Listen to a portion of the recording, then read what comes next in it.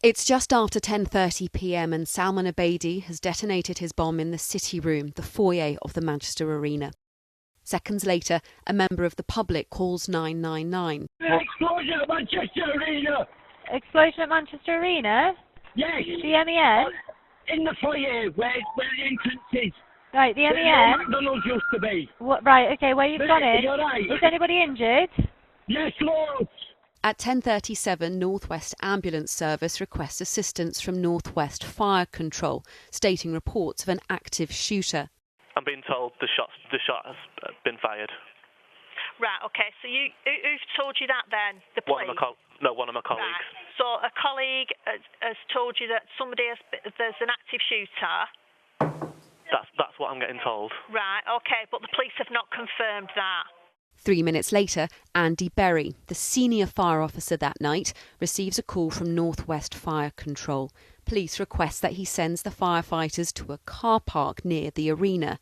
Instead, he sends them to Phillips Park Fire Station, 3 miles away. At 10:42, the first armed police officers arrive at Victoria train station and make their way to the city room. Paramedic Patrick Ennis arrives. He had been at Central Manchester Ambulance Station and decided to self-deploy. He calls ambulance control.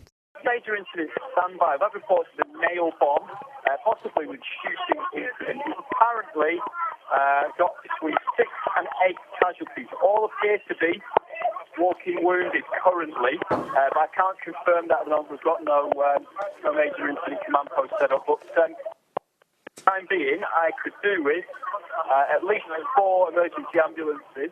Greater Manchester Police's duty officer, Chief Inspector Dale Sexton, suspects the explosion may be part of an ongoing terrorist act and declares a prepared plan, Operation Plato.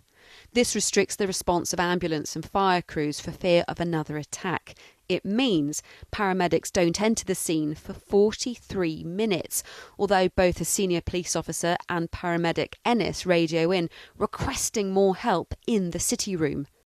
The youngest victim of the attack, 8-year-old Saffie-Rose Rousso, is carried out of the city room by 2 police officers and a member of the public on a makeshift stretcher made from an advertising board.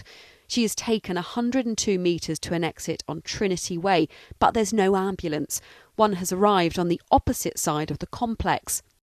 The ambulance service commander, Daniel Smith, and Dr. Michael Daly arrive at the train station. They don't go any further. Instead, they set up a casualty clearing site on the station concourse, 100 metres from the explosion site. It's now 30 minutes after the blast. There are 6 paramedics in the area, along with a doctor, but none are in the city room where many casualties remain. 6 ambulances arrive together on station approach, but Saffie is still on the other side of the complex. It's 17 minutes before an ambulance is flagged down by a police officer to take her to hospital. At 11:40, she's pronounced dead after losing too much blood. At 11:17, another victim of the attack, 28-year-old John Atkinson, is pulled from the city room to the footbridge just outside. He has leg injuries. It's several minutes before he's carried on a crowd control barrier to the casualty clearing station. 22 minutes later, he suffers a fatal cardiac arrest. At 11:42, the first person being treated at the casualty clearing point is taken to hospital by ambulance, an hour and 11 minutes after the explosion. At 12:36, the first fire and rescue service engine arrives with senior officer Andy Berry. 2 more engines turn up. Andy Berry tells crew they shouldn't go into the station until he has permission from the chief fire officer. But fire teams decide to enter the building and assist other emergency services over the next 2 hours, despite their orders. The last injured victims are taken from the casualty clearing station to hospital at 2:46 a.m, more than 4 hours after the explosion.